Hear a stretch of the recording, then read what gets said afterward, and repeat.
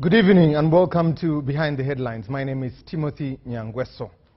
It's now a month since Ebola broke out in both DRC and in Uganda, especially 800 people, the cases being received in Congo there, but also 300 people passing on. This is the 17th outbreak in the DRC. But in Uganda alone, we have had 19 people, but also for the last 11 days, we have had no case, but also 2 deaths there and 14 people being let go, surviving Ebola. But the question is, what does it cost us in terms of trade and in terms of tourism? When we look at the travel advisories, the quarantine that is there, but most of all that people cannot cross from Uganda to any other country. Countries like the US, Canada have put quarantine there, but also have asked Ugandans to be able to be quarantined here. They have suspended visas in some of the countries, and people can't be able to move from here to wherever they can. Even as far as Thailand, there has been restriction on how you get into a country like that for the past 21 days. But the question is, what will it cost us? Red Cross is saying this could be going on for more than a year because the vaccine hasn't yet been discovered. The biggest question tonight, we'll look at trade, we'll look at tourism and what effects this has brought to us. What will be the impact if it goes on for a year? Let me get to the panel that is discussing this patent issue. On my immediate left, making her maiden appearance on our show, Dr. Viola Karungi, an educationist, a socio-political analyst. She's with us this evening. Good evening, Doctor, and it's good to have you. Thank you. Good evening to you. Next to Doctor is the Honorable Ojara Martin Mapenduzi, representing the people of Badege Laibi there. We are glad you're here. Good evening, Honorable, and it's good to have you. Thank God you have learned to call it correctly. I was Good there evening. over the weekend, so it was easy to learn. No, that's just economic. Thank you very much. Next is Mr. Amos Wekesa, Executive Director, Great Lakes Safaris. He's with us this evening. Good evening, Amos, and it's good to have you here. Yeah, good evening, Nyangweso. You normally have politicians. It's good to have some business people also helping to for things. We cannot be talking politics every day. Let's talk. Let's also talk business about the. That's very true. Where young people and employment is most needed. 100%. Next to Amos is the Professor Waswa Juma Balunua, who is an economist but also a philanthropist at that. Good evening, Professor, and it's good to have you. Good evening. Thank you very much for having me this evening. Lastly but not least, the Honorable Godfrey Kabyanga, a member of the National Resistance Movement, former Minister of State in charge of national guidance, but also interested in the affairs of this country. Good evening, sir, it's good to have you. Good evening, Timothy. I'm happy to be here with all these very knowledgeable people. Today we have 2 PLU members, so I think we're in safe hands. Today you have the future. Because last week the Honorable Kabyanga gave us his number, 021, right? If I have it right. So when I saw you today here, Honorable Mapenduzi, I said we're in safe hands. And mine is 018. So you've had the number. You can be part of the show. Join us on Spaces there. We'll be live on the Space UBC Live there on our Twitter handle. Please get there. YouTube channel, we're also streaming live there. For text or WhatsApp, 0709 60 25 92. Let's jump into this conversation. If there are quarantines, suspension of visas, but also cancellation of tourists to come to Uganda, Amos put on his X handle the number of flights that had shown up in that week, but also the number of people that were showing up during that season. He also compared it in that time, what was happening in our neighboring countries vis-a-vis the number of tourists. This is peak season for tourism, but also this is peak season when the financial year is about to begin, come 1st July. Let me come to Amos first and foremost. Amos, when you heard about this Ebola strain, the Bundibujo, in terms of tourism, that we had just had a convention that was powerful in Munyonyo, you know, hyping up tourism, the season and all these things, then the Ebola outbreak comes in there. What was your thinking as a tour operator? So first of all, I think that we had gotten excited for 8 months. But don't forget that there was Ebola again. Stories of Ebola last year. And for the last 6 years, tourism has been on deathbed. And in fact, being on a deathbed was because of the way we handle information around Ebola. Because we're neighboring Congo, and we will continue to neighbor Congo. Yeah. Congo has 9 of us as neighbors. Somehow when Ebola breaks out in Congo, we're the ones to first claim it. In fact, we cry harder than even the Congolese themselves. So, and honestly, in the last 1 year, government of Uganda, while it has not invested so much money in tourism, they have done fairly good job. And let me tell you why. One, they have empowered our embassies. Now they're starting to see, we're starting to see results of the embassies. The embassy guys are putting in efforts. Number two, Uganda Tourism Board is starting to see the light, and that's why you saw an improved Poate. But I think what we don't understand is our situation as a country. We don't understand that our total export was what, about $13 billion last year. Out of that, between 6.5 to 7 was gold exports, and the gold exports, we are not the primary market. That means we're just a commission agent. So out of the 7 billion, you are probably taking home $600 million as a middleman, So which means you're exporting about goods worth a value of about $5 or $6 billion thereabout. Now, if you compare that with just an airline, the first quarter of Ethiopian Airlines, they made $4.5 billion. That does not even include the value of the goods that they exported. Now, while we're still extremely low compared to Kenya and Tanzania, and I've always told Ugandans that one tour company in Kenya has more safari cars than all Ugandan tour operators combined. Tell Ugandans, Mombasa alone has more rooms, accommodation rooms, than whole of Uganda combined, good quality rooms, We can't compete with say Zanzibar, for example. One national park in Kenya or Tanzania will make more money than all our national parks combined. That's a situation. That is something that we need just to accept and say, you know what, if this is a situation, how do we move forward? The other thing that we also need to understand is that the world is not necessarily our friend. And if you're not doing international business as a country, you will never grow. It doesn't matter what you do. And you see, if you look at this country, all what they call essential sectors, banking, whatever, telecoms, and the profits are externalized. That means that money leaves the economy. Capital flight. So what a country must be thinking about is how money should come into the country. So if, for example, the budget 2026-2027 is about 84.5 trillion shillings, right? Our total collection was said about 35 trillion, which means that you're going to borrow just over 49 trillion shillings to add on the already existing debt, which is about 139 trillion shillings. So, and yet, the money collected by URA is generally going to be paying debt. Yes. That means that we have an urgent need to understand how the economies work, because without the economy working, politics will never survive. Now I say to people, for as long as you are in a country where politics drives the economy, you will never succeed. Business must drive the economy for the country to actually succeed. Now, tourism 2025 earned the world $11.7 trillion. Uganda is massively endowed. But what I've also not seen is, and thank you for inviting me, because we need our leaders to be listening to these conversations. The world, where there's money, there is control. Where there's small money, there's no control. Where if you're going to earn 1,000 shillings, you can get it anywhere. But when people realize that you can make money independently now around the world, they will find ways of restricting you. Now, the Western world is no longer using the crude methods to keep African countries poor. They use two things that are trade barriers. Number one is a visa restriction. A lot of Ugandans don't understand that actually visa restrictions are trade barriers. Yes. The other one is the negative travel advisories. Negative travel advisories are, for example, the US right now has put Uganda at the 4th level. Rwanda, our neighbor, is at 2 level. At the 4th level, that means they're telling no American should come to Uganda. And they're saying it's a country full of terrorism, which I don't think is true. It's a country full of disease. It's a country full of... there are 4 things actually that I've mentioned in that regard. Now, America... They've even talked about the 2023 law that we passed. 100%. So we also... And America knows that. They don't need to fight with that. They simply say, your businessmen cannot travel to our country.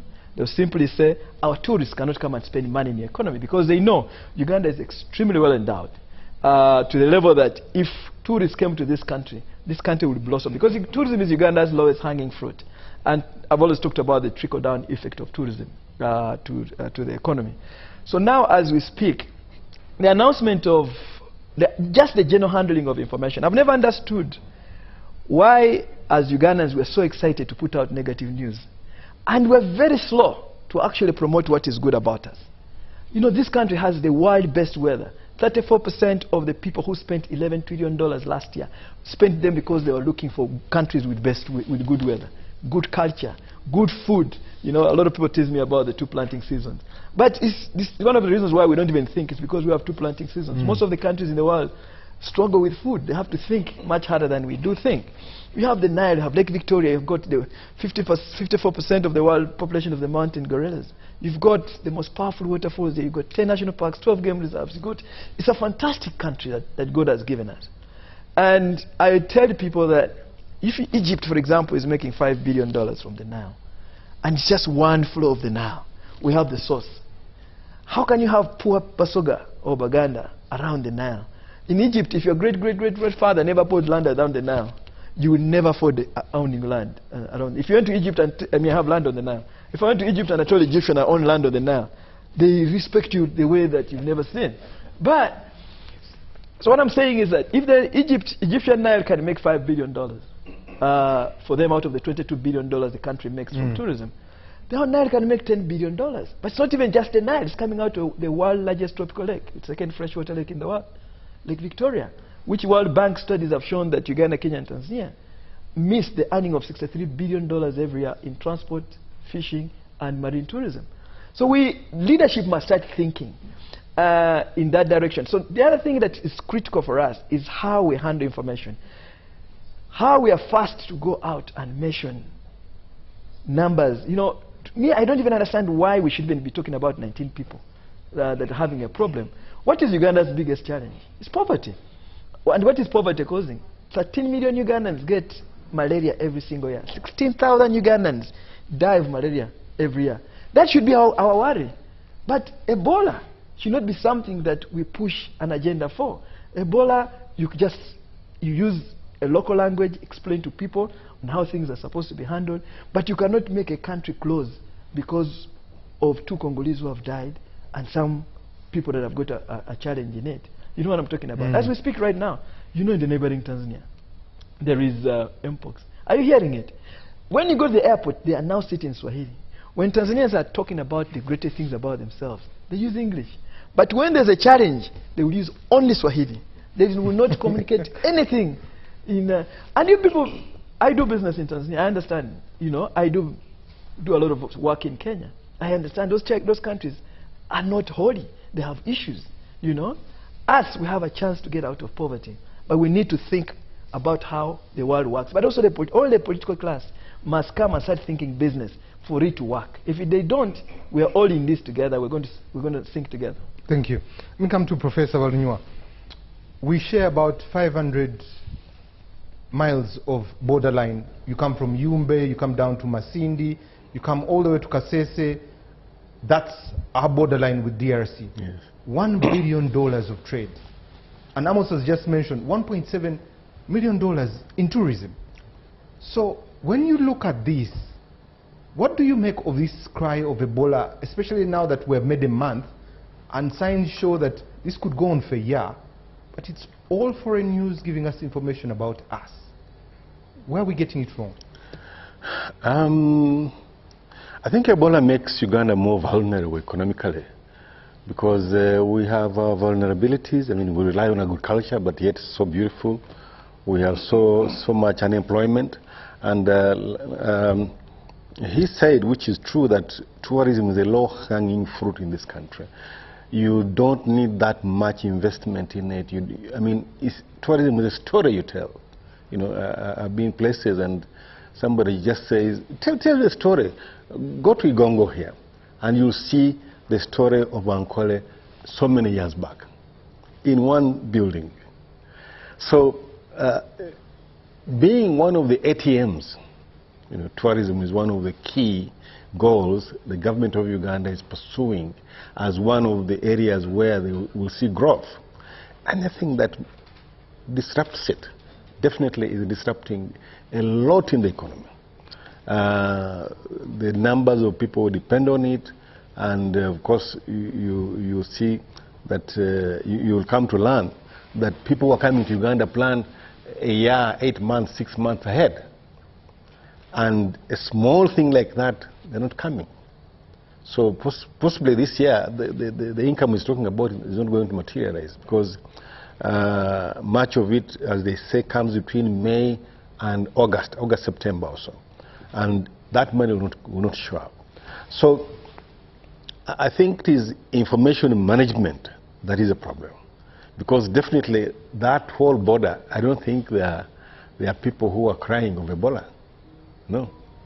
And even in Congo itself, if you listen very well, you may not hear much about Ebola. So I think the way in which the information has been managed in the country has made Uganda more vulnerable economically. And yet this is one of the areas where really we should make a lot of money. So I think there's a lot to learn. I mean, as it speaks here, I'm learning quite a lot about really what tourism does. I thought I knew a lot, but from what he said, it's very important that we style up as a country, manage the information well, and be able to learn from what's taking place in our neighboring countries. I guess Rwanda doesn't have this problem. You know, if the airlines stop coming, you can imagine how much revenue we're losing in the country. The hotels that have been, the cancellation that have been done. And when they cancel, they're not cancelling because it's them, it's because your country has a problem. So I think the key issue is that Ebola, the impact of Ebola on the economy is very negative. The jobs, the incomes that are coming in, and there's a lot that we are losing as a result of that. Professor, sticking with you, and I'm going to come to the Honorable Kabyanga, the economic part of it, because there's a bit of investment in a road that Uganda did entering Congo. There's $1 billion that is at stake here. Come if we're affected 6, 8 months or a year. But both of you and Amos are talking about communication. Let's talk about the trade there.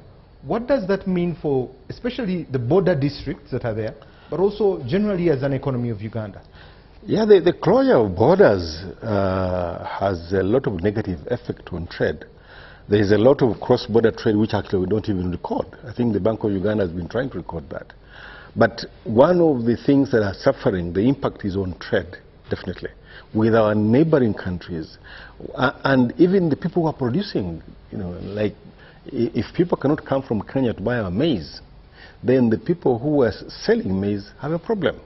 So if we can't sell anything because the border has been closed, I mean, look at how many Ugandans are going to China or to Dubai to do business. And in the last 2-3 weeks, nobody is going, you know. And this is trade. They have lost income. The country is losing revenue in terms of tax, and of course the products that are being given to the people. So the impact is very, very negative on the economy. Honorable Kabyanga, hearing Amos painting a picture of our country, how endowed we are. I don't know if you've watched the animation called Chicken Little, The Sky is Falling. Why are you as government saying the sky is falling? Especially 19 cases, just 2 deaths, 14 people have been released. You also come from Kasese. Is it necessary to be making this noise? I think the problem is yours. Because even your opening statement was, the last 1 month there was an outbreak of Ebola in DRC and Uganda. Now me, English was my worst subject. I only managed to get a credit 6 in a whole level. Probably professor should define for me what outbreak means.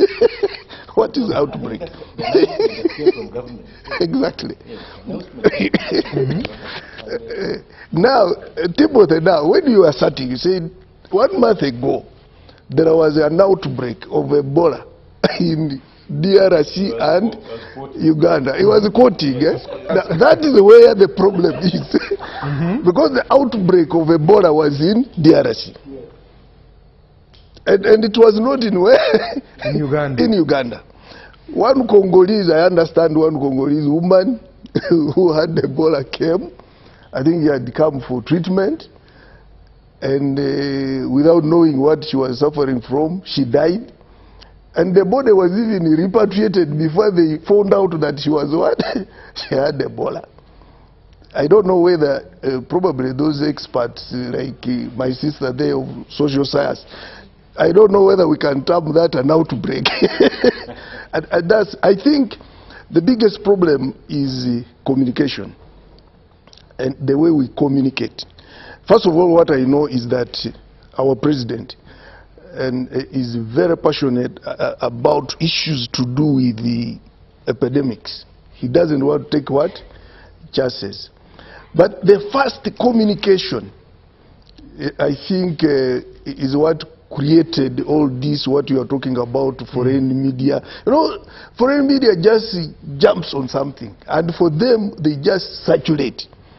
Because now, immediately, World Health Organization jumped in, and then governments, foreign governments also jumped in, travel restrictions. Even before we confirmed that the contacts were Ebola positive, there was a lot of information moving around, travel bans and the like. And for us who are border people, it is too bad. And for us who are familiar with Congo, because for us at the border there, sometimes you don't know whether you are Congolese or you are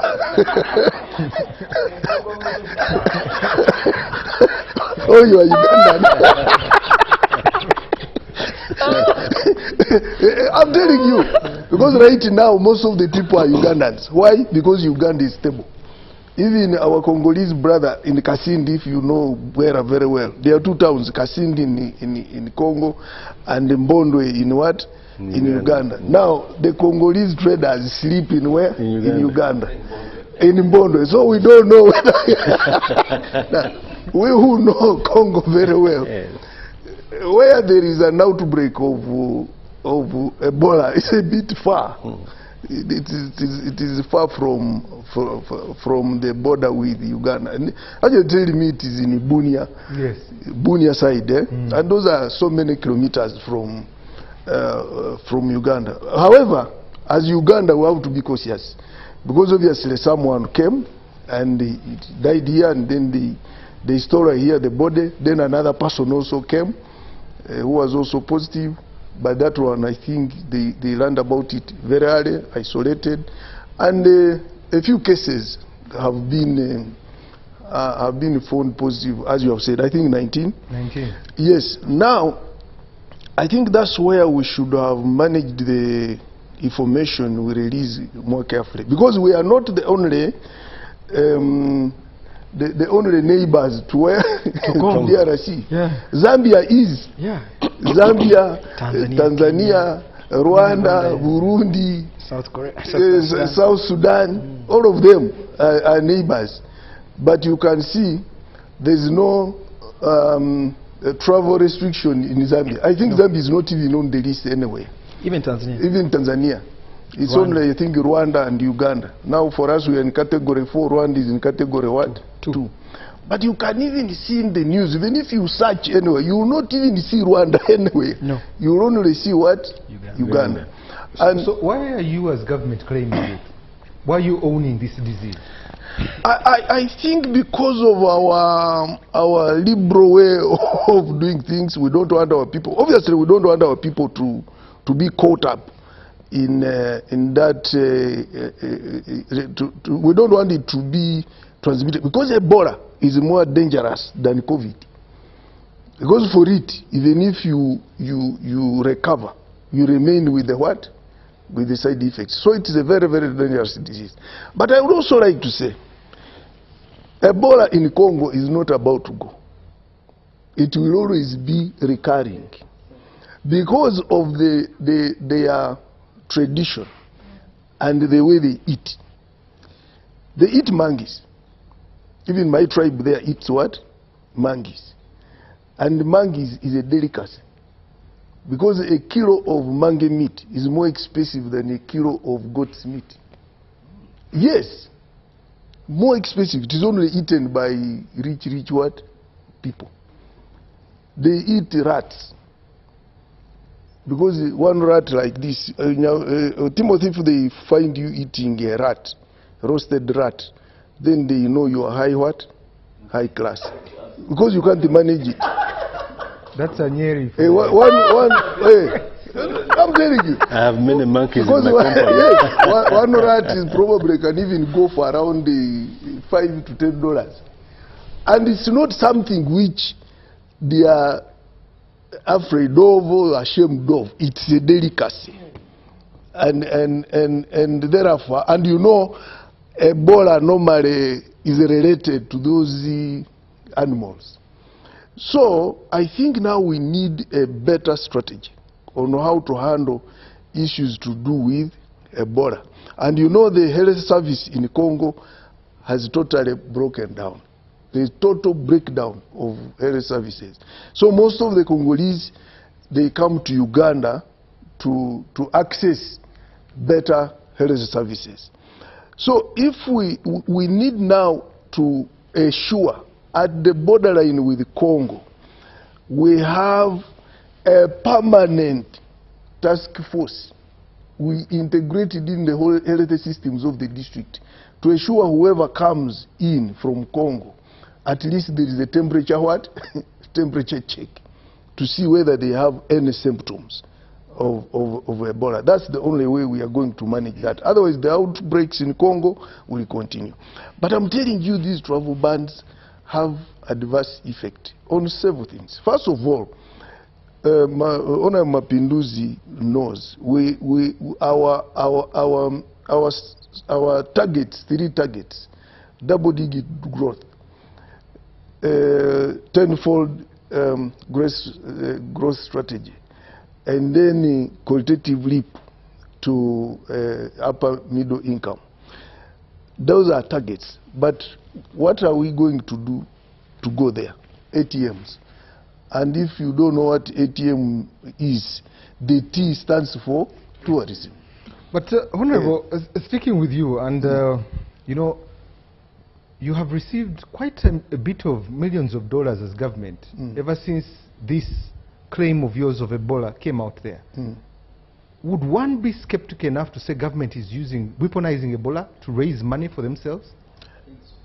I don't think, because you have, the recent is IOM you just signed a contract with them. You received money from European Union. It's close to $200 million that you have received as Ministry of Health. Are you using this to get money as government? That money which you talk about is very little money. It's not compared to what we get from tourism. Because tourism is now devastated. Like, let me tell you, Kasese, we were organizing the Rwenzori Tascarite Marathon. And we had already got registration, I think, of about 30,000 people coming to participate. We have been mobilizing people to keep chicken, broilers, and layers. Now I don't know what I'm going to tell the people. Because now, if the Rwenzori Tascarite Marathon doesn't happen, that will be big loss. We have so many international runners who are coming. Because now the Rwenzori Marathon is coded. It's now internationally recognized as a competitive marathon. So if you look at Kasese 5 years ago, they didn't have rooms. I think they had about 1,500 rooms. But now we have about 2,000. Kasese is now like a construction site. So many hotels are coming up. Now all that is because of only one event, Rwenzori Marathon. Now we are going to introduce cycling. We want to introduce three events, and we shall be finished. It is all gone. You should know that Ebola has now paralyzed transport. Because like at the border, I think till last week, vehicles were not allowed to do what? To cross. But now they have allowed the big vehicles, trailers and whatever, to cross. But small vehicles are not what? Are not moving. One thing why the president went into partnership with Congo to build the roads, so that we improve what? Trade. And there is no way trade can happen if transport is what? Is affected. So there is a lot that we are going to lose with this Ebola. What I would appeal, that money which you are talking about, very good. These organizations, we thank them for giving us the what? The money. And it's being utilized very, very, very well. But what we would like Ministry of Health to do is to strengthen, to ensure that money is used to strengthen the entry and exit at the what? At the border. So that Uganda can be declared free and then we can enjoy all these services. And I would like to repeat, Ebola in Congo, there will always be some outbreak after about 2 years and the like because of the way the living sort of habits of my brothers who stay in Congo. So we must be prepared now for it, or else our economy is going to be affected. And you know that we also have an unfriendly foreign press, which jumps on every small thing that happens in where? In Uganda. So for us to avoid that negativity, we have to calculate our what? Our communication. And I would like to thank Alan Kasuja of Media Center. I think he's doing very well because he's giving update every hour. How many have been affected, how many have what? But let us really see how we clean our house and assure the world that the outbreak was not in Uganda, the outbreak was where? In Congo. And this was just a spillover, and we are cleaning it as fast as possible. And we'll come back to communication, something you mentioned there. Let me come to Dr. Viola. Doctor, as soon as this outbreak happened in Congo, a journalist put out an article and said, every time we complain about our gold, our minerals, somehow Ebola arrives. This skepticism about government here, weaponizing Ebola, also media, foreign media weaponizing Ebola to benefit from the minerals there, is there any justification? Do you feel any wimp of skepticism that justifies it? Oh, wow. Yes and no. We know that Ebola is caused by a virus and it is a contagious disease. That means the risk of infection or of spillover is always extremely high. Now, sometimes when this kind of information comes through, we are torn between certainty and uncertainty.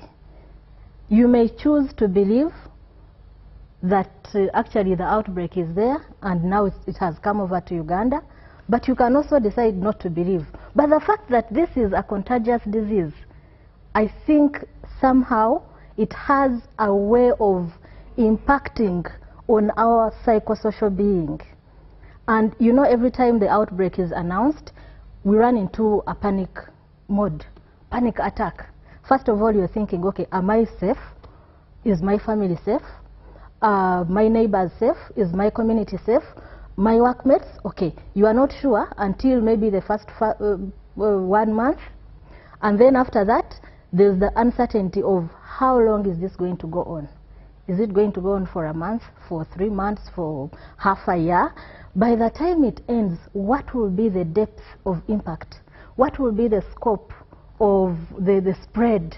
How wide will it have gone? How deep will it have been entrenched in the society in Uganda or maybe even in the neighboring communities?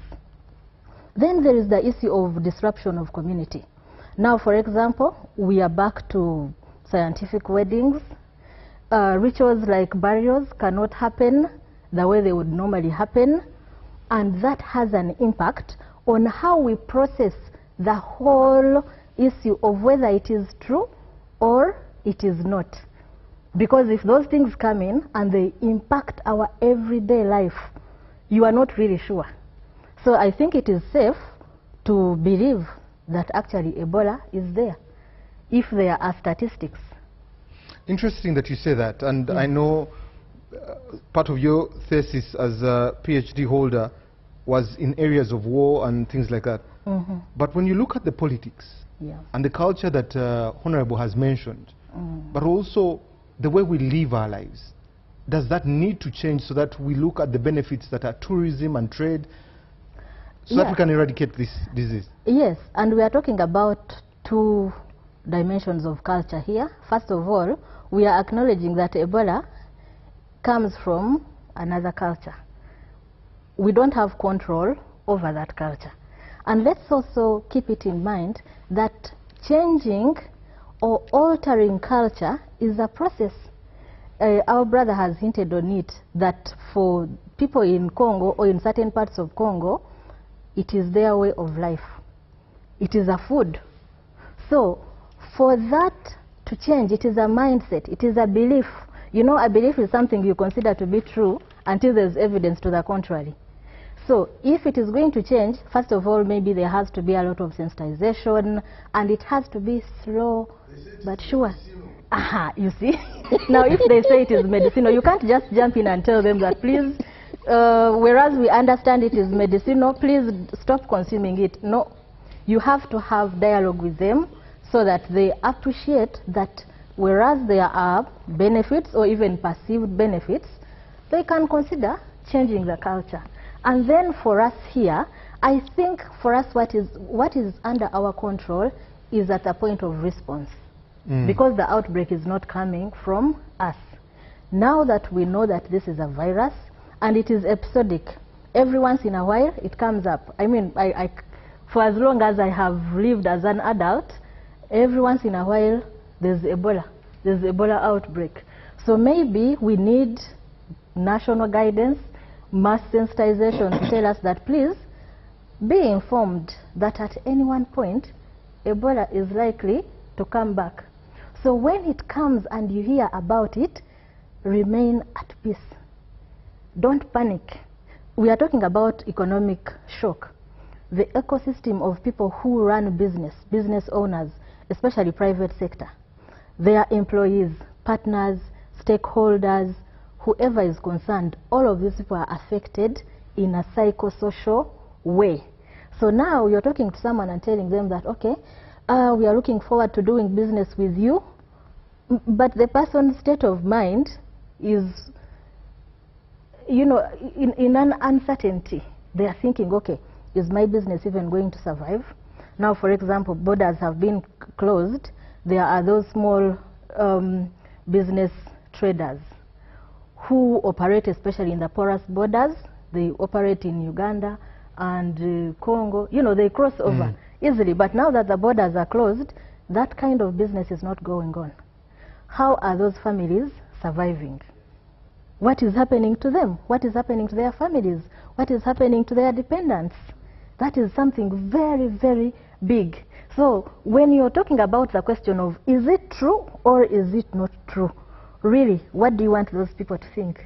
Because the borders have been closed. And they are saying that, for example, truck drivers can continue, you know, crossing borders. But these truck drivers interact with community members. So you are also looking at that and saying, okay, for us, we can't move, but these people can move back and forth. Are we safe? So it is a very complex situation. But if you ask me, I think we better believe that Ebola is there because it's a virus. Thank you. Honorable Mapenduzi, what impact do you predict to tourism and trade if this keeps going, if government does not correct the narrative? I'll start from where my senior brother here stopped. And of course he mentioned very, very important things that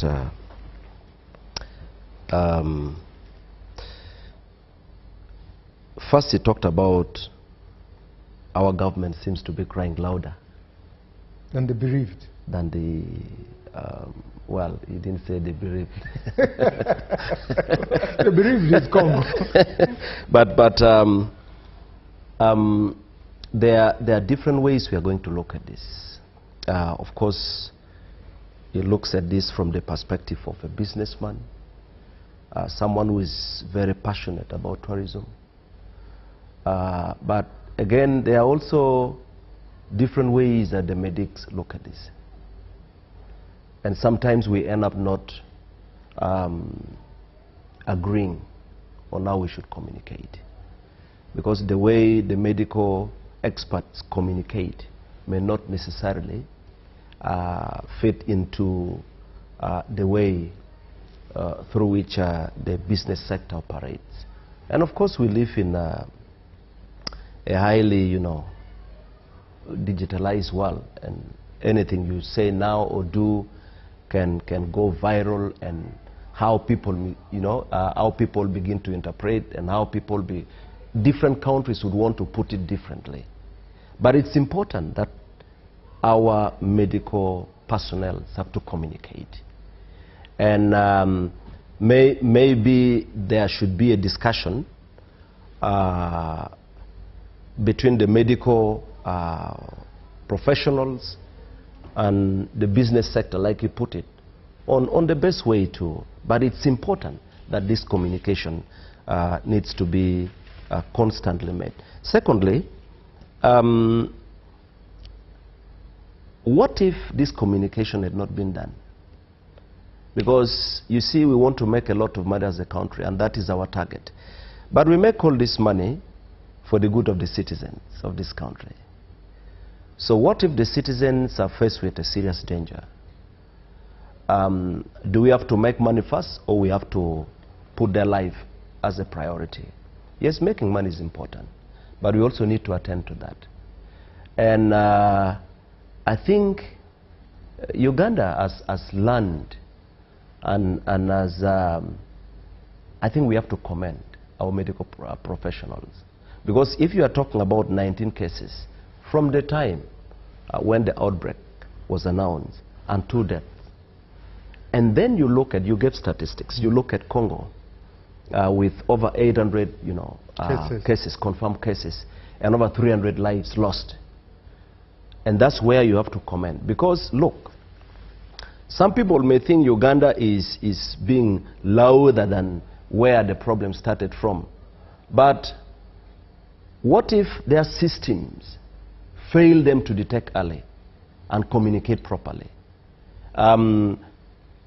Should then our approach, our effectiveness, our level of organization, the level of competence that has been built within the medical sector, should it be taken, so I think Congo has a long way to go. But we have to commend our team because if from the time of the outbreak when it was confirmed and announced, they have managed, and to this day we have 2 lives lost and 19. I think that's great. And they should do more. Because for people who, I come from Gulo, and in 2000, we had a very, very bad situation where 224 lives lost within a short period. Okay? And when you look at, just like Dr. Maisise put it, this is a problem that we are likely to continue living with. And the discussion now should be on, because if we are talking about the impact on our economy, on the tourism sector and all that, it's going to continue. And we'll talk about this year after year. Because let me give you the sequence of outbreak, the pattern. In 2000, we had this in Gulo, and then we had the cases ended up in Masindi and in Mbarara. Then in 2007, we had another case. 2011, another case. 2012, we actually had 2 cases. All right? 2012, then again we had in 2019, then 2022, then last year in January, 2025, and then 2026. So when you look at how we have had these outbreaks, it has been there. And every time we have this, the impact is there on the economy, on many services. All right? And the challenge is that there are different strains. In Gulu, we had the Sudan Ebola virus. Then in Luero, there was, today we have the Bundibujo Ebola virus. So you have the Sudan, you have the Bundibujo, you have the Zaire, and so different strains. The biggest question is going to be on how effectively can our government work with the neighboring countries, because the biggest problem is in Congo. Every time this starts from Congo. So the debate should be what needs to be done differently to deal with the root, the source where we have this. Because Congo will continue to be our neighbor forever. And so the question should be, do we now need to take this at a regional level and begin to discuss strategies of maybe getting to where the problem starts from and using different... And by the way, there are success stories in Uganda where diseases have been combated effectively. I remember in the early 90s, there was a serious problem of guinea worms. Uganda combated this, and it ended. And there are many other diseases that have been managed. And so the problem then is going to be with, if the situation in Congo continues to be as it is right now. Because yes, my colleague, senior colleague, Mayor, I call him Mayor, the Honorable Minister, he said part of the problem is the culture, the other side and all that. But there is need to put a lot of effort for them to begin to realize that, look, what you are doing is actually a lot more dangerous than if you avoid it. And so there is need for their government to take full responsibility. But I think they cannot do it alone, because you know what is going on in Congo. So this should be a regional kind of approach to deal with this. Otherwise, Uganda will continue having this problem. But Honorable, sticking with you before I come to Amos, you are a legislator. You made a budget that is now 84 trillion shillings that we're going to get into there. But we have these. What contingencies have you planned for as legislators? Well, I think... to cushion the country, especially if there are any shakes in trade and tourism. Just like I stated, I commended our medical team. And when we acknowledge the good things they do, they just don't do it alone. There are processes involved. There are different stakeholders they work with. That includes Parliament. Parliament plays a big role in making sure that the resources needed are there, but also creating an environment for our medical team to effectively respond to some of this. Honorable, so we are doing our part. I appreciate the part you're talking about the doctors, but you have put new taxes in place. They've been there. Who's going to pay when they're not earning? We're already going to lose a bit of $1 billion of trade. Tourism has had cancellation.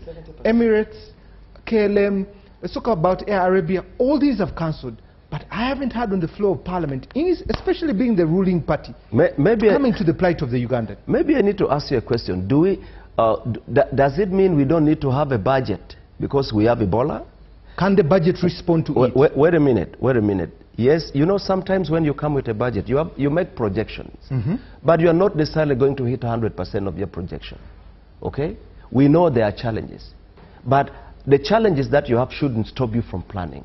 Yes, we have planned. Yes, there are taxes and all that. We may not be able, even the taxes we have put before, you don't hit it.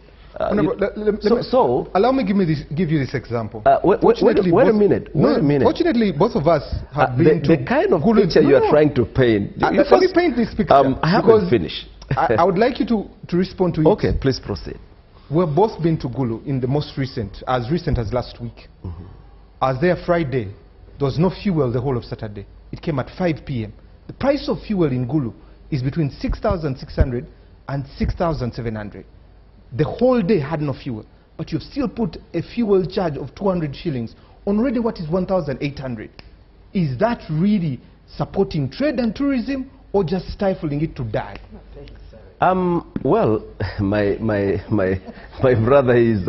I definitely understand your frustration. It's you are talking about paying salaries and all that, but I think you are also ignoring the fact that this country has made strides in several areas, including infrastructural development, partly because of the taxes we collect.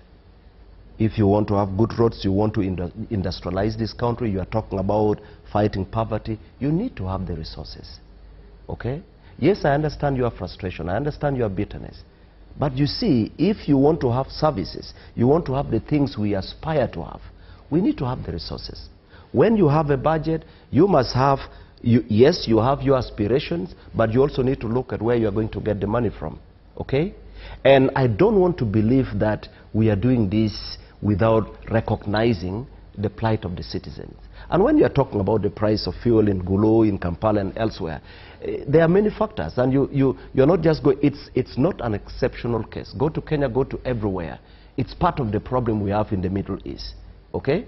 So yes, there are taxes, but there are processes involved. Even the taxes we are talking about, there are processes including consultation, and so I do not want you to take it as if Parliament does not care about the citizens.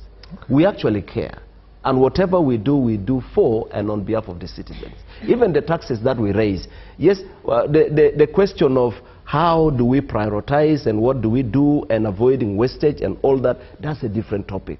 But we need to recognize that there are good services, good progress is being made, and we need to do, like the former minister put it, we have a target as a country, okay, and we need to meet that target. Yes. Amos, I saw KLM suspend. Emirates is only allowing transit travelers to be able to go through. I saw Air Dubai there. What is the real cost of this narrative to tourism? Because I had people had got money, had already used it, people had already booked, cancellations are so many. What's the real cost of us making this noise?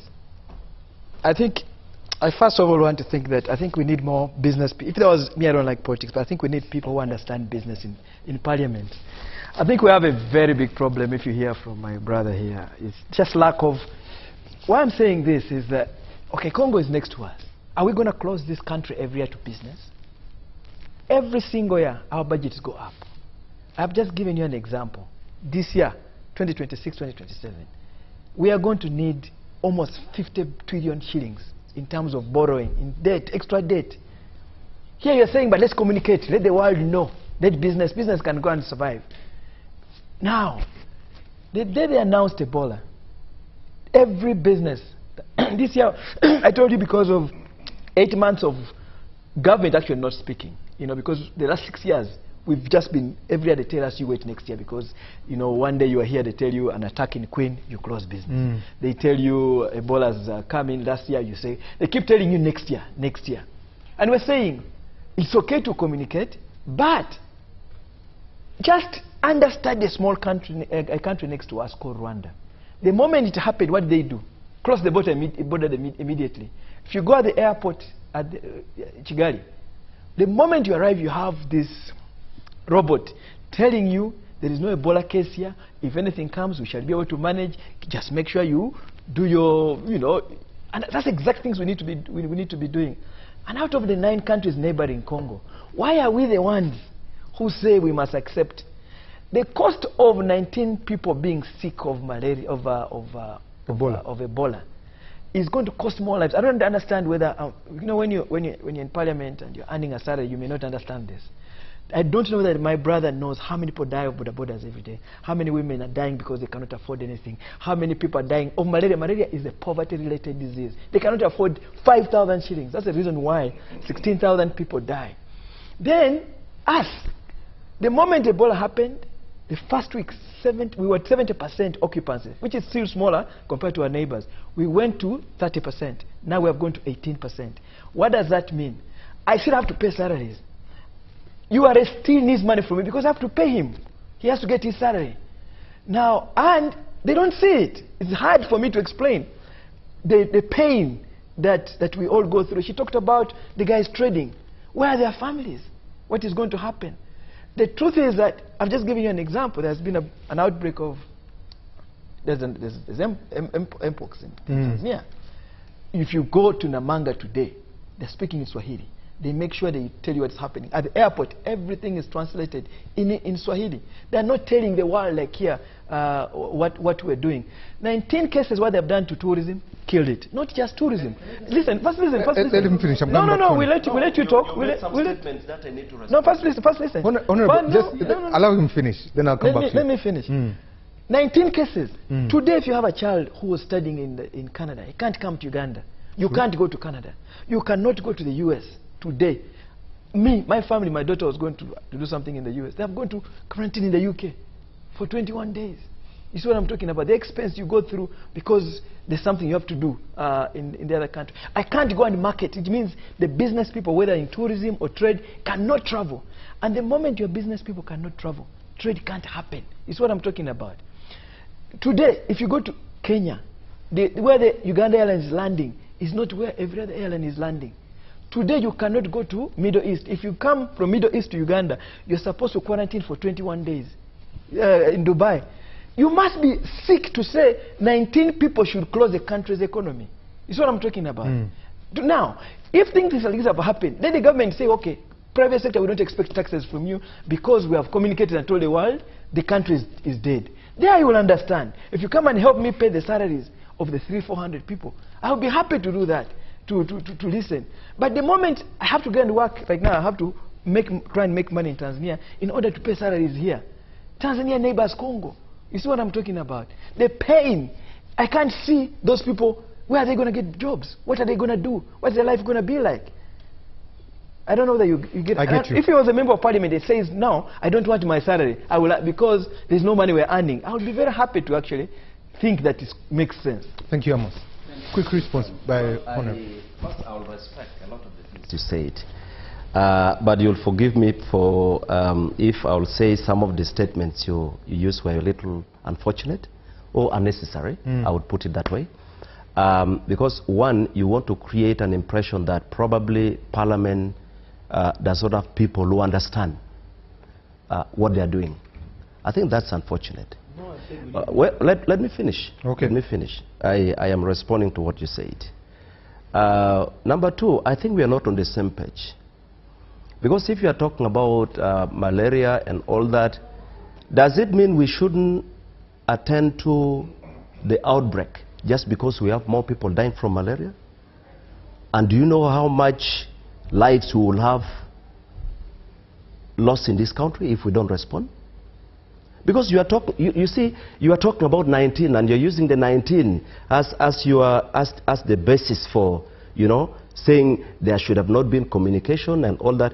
You listen. Okay. Let me finish. You are looking at only one angle, and you are looking at making money.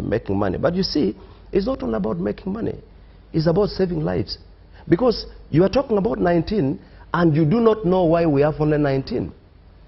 We have 19 because there are people who have put a lot of energy to contain the situation. And if they had not done the way they have done, how many lives would we...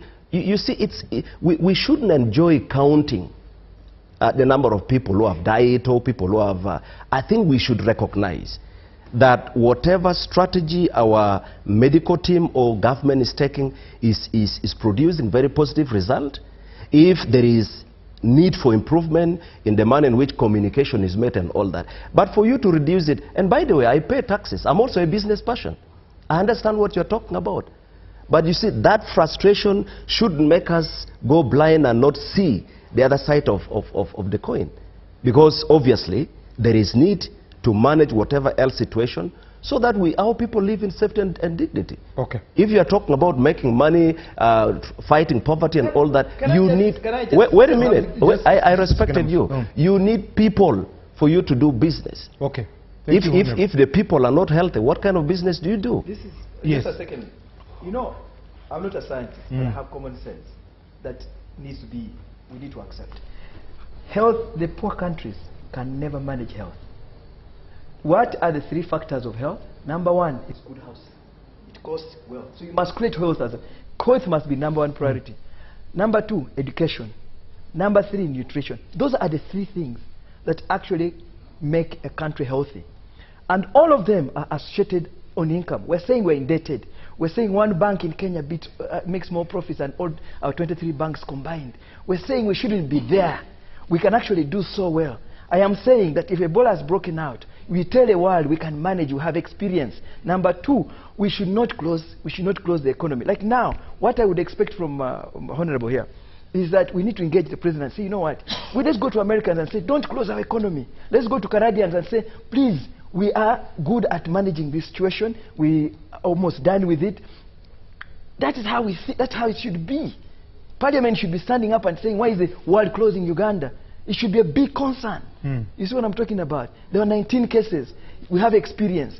But you know what? Poverty is going to kill more people than Ebola. Ebola will never, even if we left Ebola just like that, it will never come close to the amount of poverty, amount of death which is related to poverty. Thank you. Let me read some feedback that has come through so that we take a break.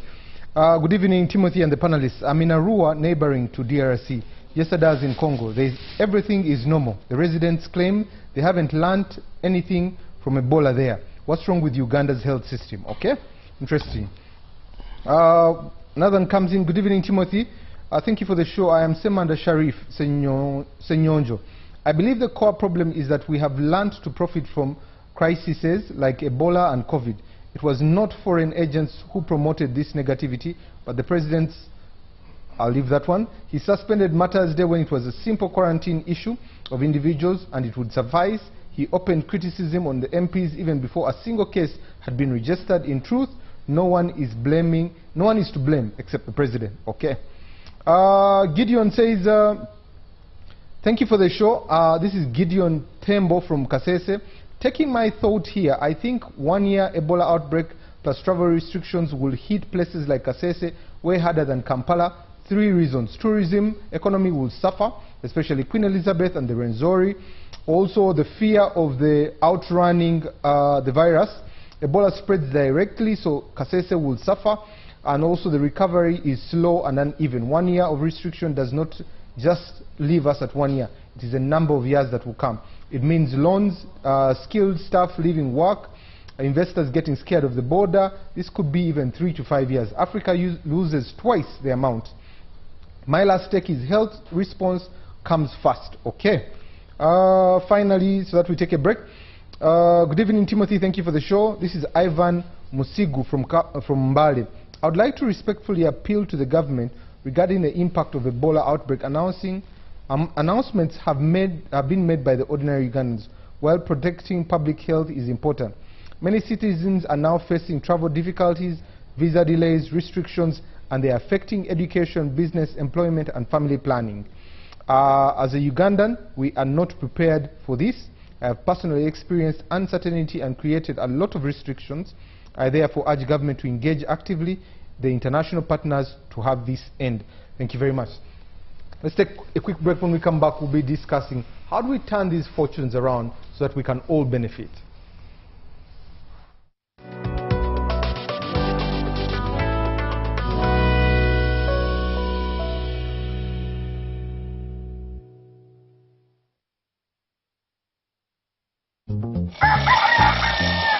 MTN voice bundle. Yeah. Load. Hey. Hello, Mama. Hey, it is me, your son, Opio. Hey, now, Mama, listen to me. MTN has the offer. Yes, it has the offer. You load from 7 a.m. to 8 a.m. Now, they have free MTN to MTN minutes. And those minutes are there all day. So you load, you'll thank me later. Hey, Mama. Load an MTN voice bundle between 7 a.m. and 8 a.m. and get 3 free MTN to MTN minutes valid all day. Dial *100 *21# and get your free minutes bully daily. Free your fire with free minutes from MTN. Together, our connection is unstoppable. MTN. Exercise can't be sustained. Eating can't be stopped. It's even harder to lose weight. Come and give it a try. Genshikang L-carnitine chromium capsules. Plant extract, scientific ratio. Take 3 capsules each time. The active ingredient accelerates fat burning.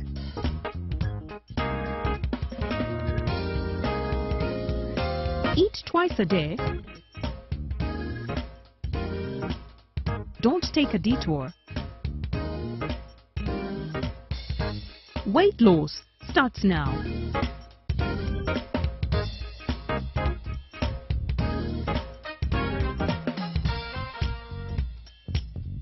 Ginshikang L-carnitine with chromium capsules helps you stay in shape.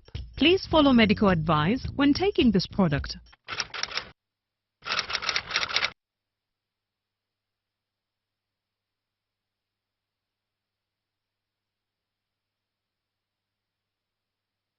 The government's core mandate is to maintain law and order, safeguard citizens' rights, and provide essential public services.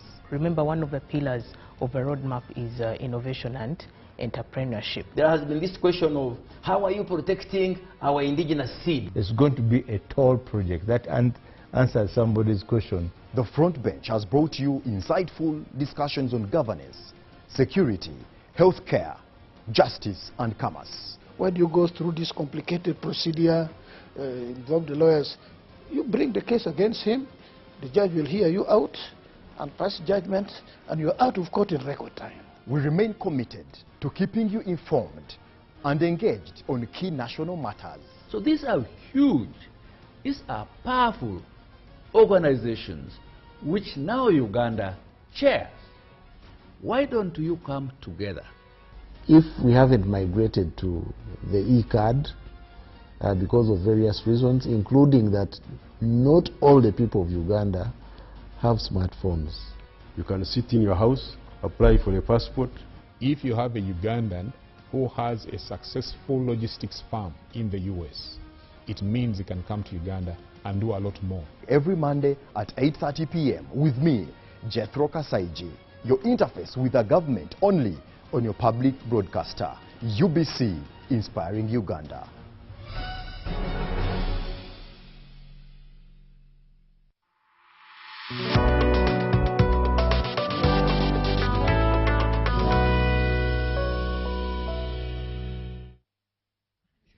Welcome back from that quick commercial break here on Behind the Headlines. My name is Timothy. I'm joined by Dr. Viola, Honorable Jarama Penduzi, Amos Wekesa, Professor Walunywa, and the Honorable Godfrey Kabyanga. We're discussing the impact of this whole Ebola story, especially on tourism and trade. And if they say that it might take longer than a year, what does that mean for us as a country? But the biggest question is, how do we manage such a narrative, even with the experience we have in managing Ebola? You can be part of the show. Let me read one message so that we jump into this. This is Bill from Karamoja in Karamoja region in Moroto. My question is, where is the Ministry of Health to discuss this issue? I want to ask deliberate questions to the Minister. Explain if rats can spread Ebola from his recent experience. We will not get to the rats, but the reason why the Ministry of Health is not here is because they're all in Chankwanzi. All ministers are there deliberately for the training, so we couldn't have them here to be able to explain some of these issues. But we're discussing trade and tourism. Let me come to Professor Walunywa. Professor, the cost, the opportunity cost here of us making this announcement, continuing on a narrative of Ebola, 19 cases, 2 deaths, 14 survived, 11 days no. What will it cost us? Where is the silver lining? I think, first of all, let's see how do we handle HIV/AIDS. I think President Museveni is credited for having handled HIV/AIDS very, very well. And indeed, he did so well. It had very little financial consequences. COVID was a global epidemic. And I think, again, the president handled it very, very well. Of course, what we know now, if we knew it then, possibly we would have handled it differently. I think the case of Ebola, knowing that it is something that will continue to exist in Congo, we should have a way in which we manage it much better. Because definitely the impact on business and the economy is tremendous. I mean, the growth we're looking at this year don't be surprised if, of course, when the oil starts, flowing, the economy is going to grow. But if we cannot have tourism, which is a low-hanging fruit, not only the dollars coming from outside, but also the local economies, because there is some degree of local tourism, not much, then the economy is going to be affected. If people were eating food in Kampala, for instance, look at the, just example, Imperial Group, they buy foodstuffs from people in the countryside. Now, if they can't buy that food, then those people won't get an income. Now, the other one is jobs. Sorry, let me ask. Then what happens to that food? Because also that is a cost. Yeah. I mean, these are the costs. That's why 40%. These are the costs. Yeah. So, I mean, already people have contracts. I mean, a group like Imperial Royal, Imperial Group, they buy all kinds of food products from different farmers. Now they are saying, our tourists are not coming, don't supply. Or they will get the first lot, it has already happened. They got the first lot and the tourists were not there, and they said stop. So they are now managing the mess that arises out of stopping the contracts. But the trader, the farmer are losing incomes. The transporter. There is a variety of jobs in the process, which also are going to be affected. So I think the point is that we should learn from what has happened. Or by now we should have learned that yes, we should manage this information so well, because one tourist, one death has caused so much havoc, economic havoc in the country. So we should have learned from it so that we're able to manage it. It's very dangerous, admittedly, but as Amos said, you have 16,000 deaths from malaria. You have over 1.5 million people who are affected by malaria every year. Of course, it is not a viral disease like Ebola, but it also impacts on the economy. But I think the point is that we should learn from it how to manage it, how to manage the flow of information. Otherwise, the economy is going to have a challenge this year. Professor Balunywa, let's talk about the communication. Do we even have a communication strategy as a country? Because for such a thing that comes in, how do we communicate it? How do we rally the citizens and the public to come behind this communication without having any skepticism or raising anguish of no confidence in the government? I think, of course, every government has got a strategy, but the conditions are normally unique. Now, having seen what happened in COVID and having seen the different Ebola incidents previously, I think the Minister of Health found it fit to say what they said. But they did not look at the economic consequences of what was being said, to the extent that the President had to come in to correct the impression that had been created. So I think the point is a learning point for us as a country, that how do we communicate when you have an incident like this, which you have no control over it. You have no control over Ebola. As one was said, it will continue to happen, but we must learn how to communicate so that we don't cause this massive financial loss to the citizens, loss of jobs, impact on the economy. We must learn how to do it. Honorable Kabyanga, and you mentioned it well, every periodic time we'll hear about Ebola. You also mentioned it that, we might not be following what happens in Congo, but Ebola could be there on an annual basis. As a country, this has an impact on our economy, it has an impact on trade, it has an impact on tourism, but most of all it has an impact to the last mile. A farmer, a transport gentleman, a fuel station, all these people are impacted. Why are you as government not coming to the forefront of putting this narrative right? Because you have experience managing this. Are you telling us your experience is in vain? First of all, let me first clarify one thing. I didn't say rats spread. Ebola. But I said, so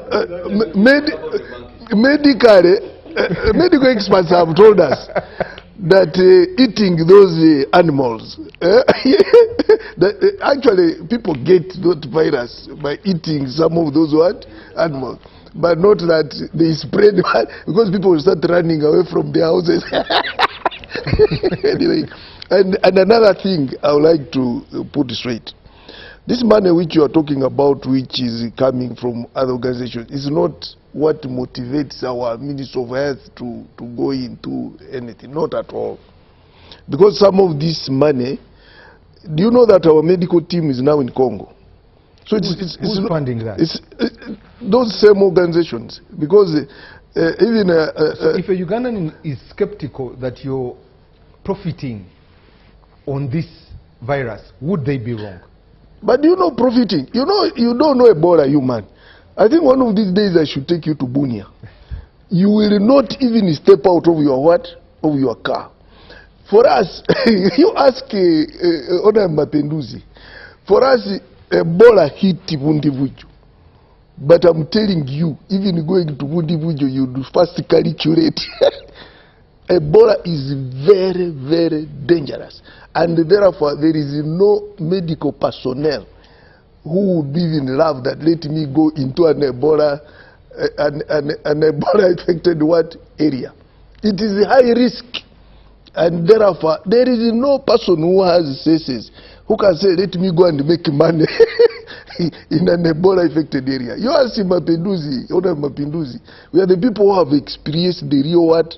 Ebola. It's very dangerous. But that money which came is also our medical team have also been sent to Congo to sensitize people and to start treating. Though the population there still believe that it's not Ebola. It's witchcraft and the like. So all that public health sensitization has to do what? To go on. But back to what you were saying, yes. I think what we need to do now as a country is to ensure we don't respond to such to an epidemic like Ebola when it appears. We need to put there a contingency plan, mainly at the border areas, just as I told you. We ensure even when there is no Ebola, our task forces are at border entry what? Points. To ensure we monitor mainly the border with Congo, to ensure we monitor every person who is what? Who is entering. Or else we shall be closing periodically, which is really not good enough. And for us as Uganda, we have a response team that is good at responding to epidemics worldwide. And whenever there is any epidemic anywhere, and mainly Ebola, most of the doctors who go there to assist in the response are normally Ugandans. I even lost one of my cousins about 10 years ago in Liberia. He was there, and we have never retrieved the body.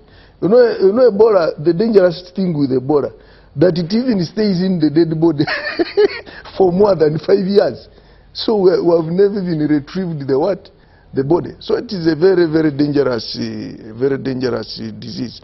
So me, I believe we need to put there measures, permanent measures, to ensure we monitor that Congo border. Because just as I've told you, eliminating Ebola completely in Congo will be very, very what? Difficult. It will always come up, and it comes in different strains, just as Honorable Mapinduzi has said. Now it is Vundivuju. Now that Vundivuju has no vaccine. That's what I hear. It doesn't have what? Vaccine. We had the vaccine, I think, for Goma or whatever. Now Vundivuju has come in. It has no what? No vaccine. But also, what we should think about now is if there is any vaccine for that Vundivuju strain, we tell people government should find a way of getting that vaccine so that our people at the border are what? Vaccinated. Honorable Kabyanga, fortunately you are the minister, you were the Minister of National Guidance.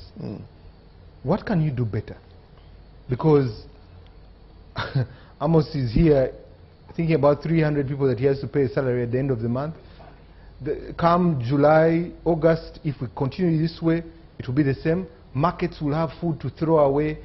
Children will not go to school. Transport trucks will be down. Restaurants will not be working. Professor Balunywa said it very well. Hotels will not be in business. How do you rectify this narrative with the experience you've had with managing Ebola? First of all, our response team is doing everything possible to see that they control the spread. If they didn't move fast, you know Ebola was in Kampala, and you know how Kampala is crowded. If our response team didn't move fast, it would have been what? Disaster. So I have all the hope that within the next 1 month to 2 months, we shall have controlled it. And we may not have any more effect. I'm not thinking about 1 year, not at all. That one can be Congo. But Uganda here, we are going to manage it. Because we have experienced health personnel. 2, we have a communication strategy. I think we need to limit the number of organs which communicate about what? Ebola. We limit it to only those experts who know what they are communicating. And probably the president, like the president when he came and explained, I think most of the myths which were surrounding the whole Ebola issue, it was somehow managed and people started cooling down. Then Ugandans discuss everything. If you go on TikTok, and you know TikTok has even made things worse. Now every person has a studio. I don't know whether you follow TikTok. You know me now, I follow TikTok because I have a lot of time. I'm telling you, Timothy, these talk shows which you're organizing, everybody has a studio now with a TikTok account. And they are discussing everything from Ebola.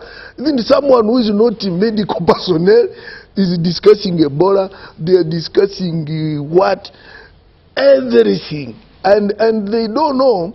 Now, these Americans, don't blame them. Because, you know, when you Google, whatever you have put on TikTok, whatever you have put on WhatsApp, whatever you have put on Facebook, all these are not, we don't keep data here. Data is kept where?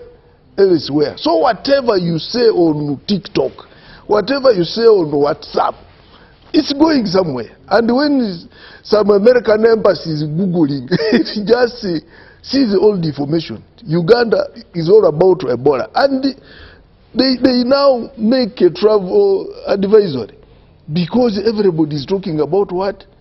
Ebola.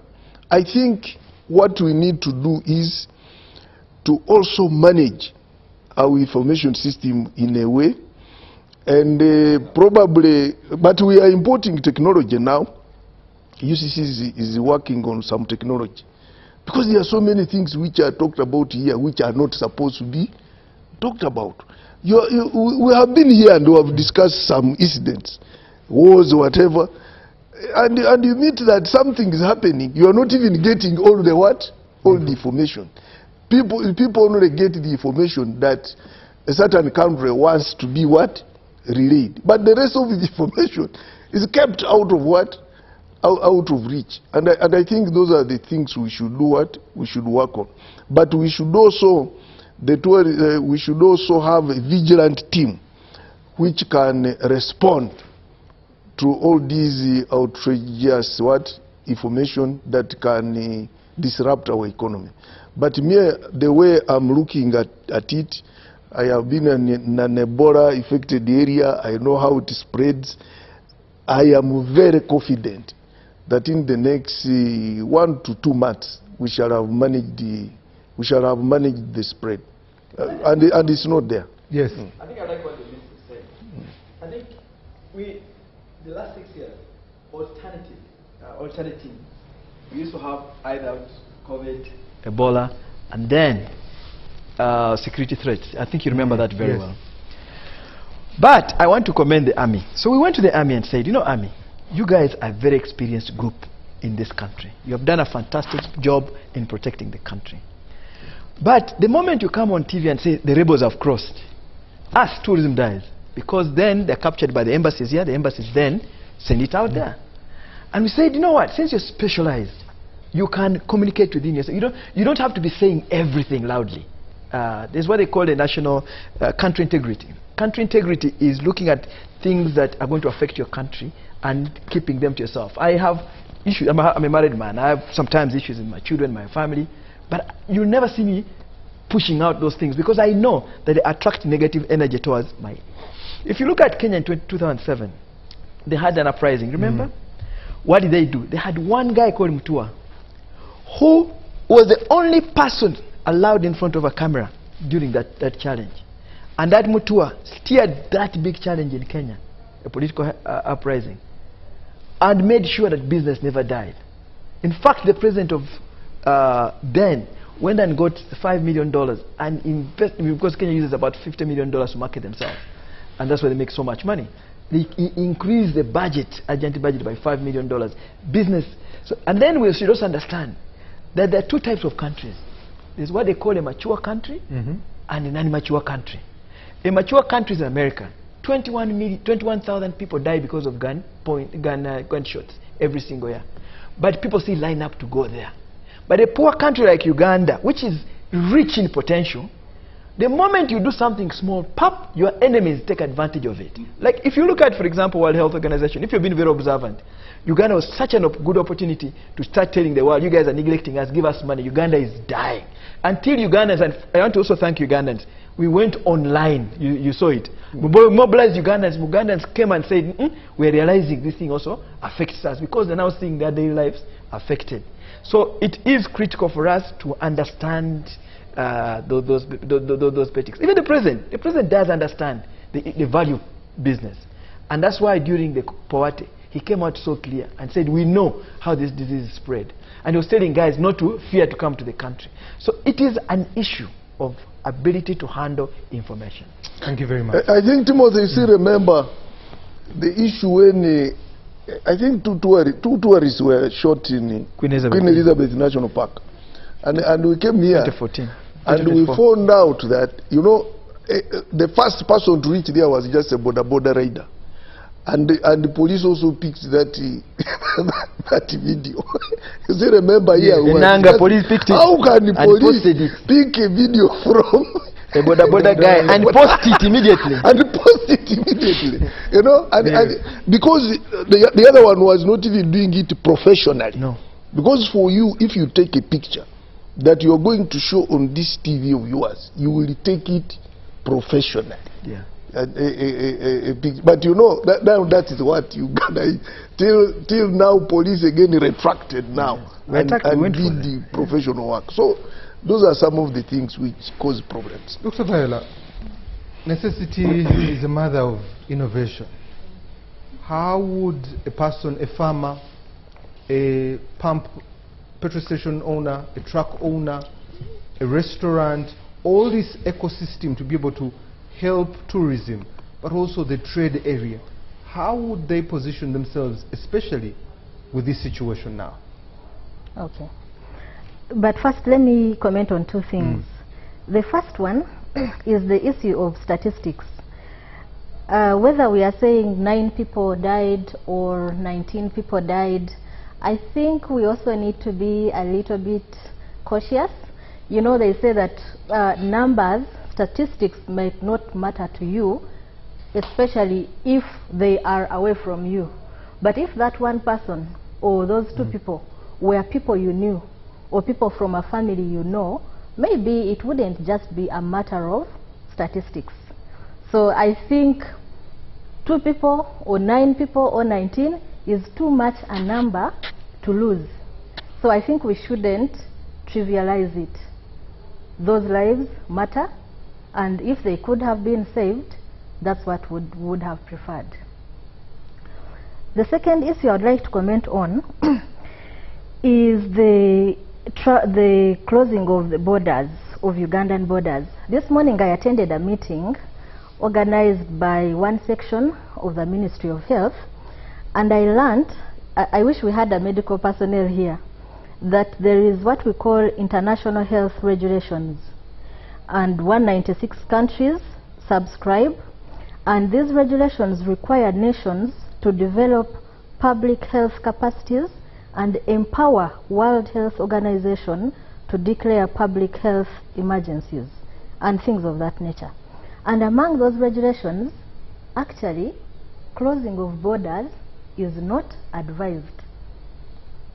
Countries are not supposed to close borders in times of such emergencies. Actually, what they advise is manage borders. For example, people are coming in and going out of Uganda. What can you do? Can you put in a system in place where maybe there's screening, there's isolation, there's quarantining, but do not close borders? So maybe people need to weigh in on that. How come Uganda closed borders and yet it subscribes to that international health regulations framework? The third thing is that enormous research has actually been conducted about Ebola, and it has become difficult to come up with a virus, with a vaccine. One of the reasons for that challenge is because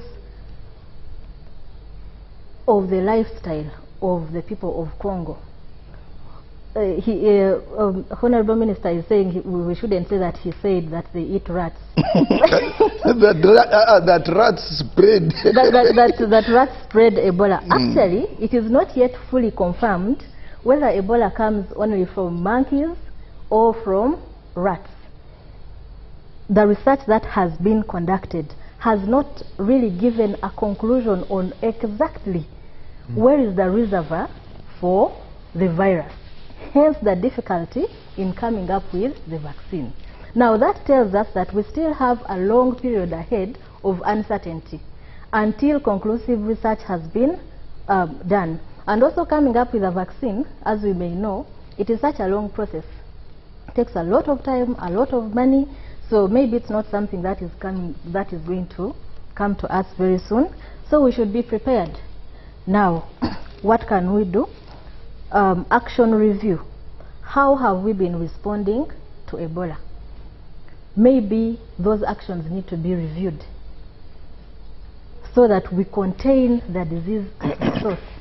That whenever government senses that now Ebola is here, they put a system in place to contain it at source so that it doesn't cross over. The spillover can be contained.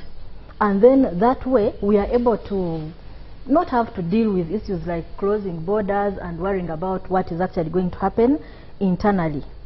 And then the issue of cultural transformation. It is a very big issue to discuss here because culture is a way of life of people and they believe that that is what works. So in terms of way forward, we need synergy, maybe at a regional level. Let experts come in, cultural experts, medical experts, policy experts, let them come together and engage these different cultures in Congo so that they have real practical transformational conversations about what can actually be done so that we do not have to keep on going back and forth. Now, to come to your question, what can these people do? You asked about the people's livelihoods. The people in that whole chain, livelihoods are at stake. What can they do to adjust, especially not to lose the little they are getting there? Okay, so first of all, for me, I'm coming from a humanities and sociological point of view. First of all, we need to deal with mindset.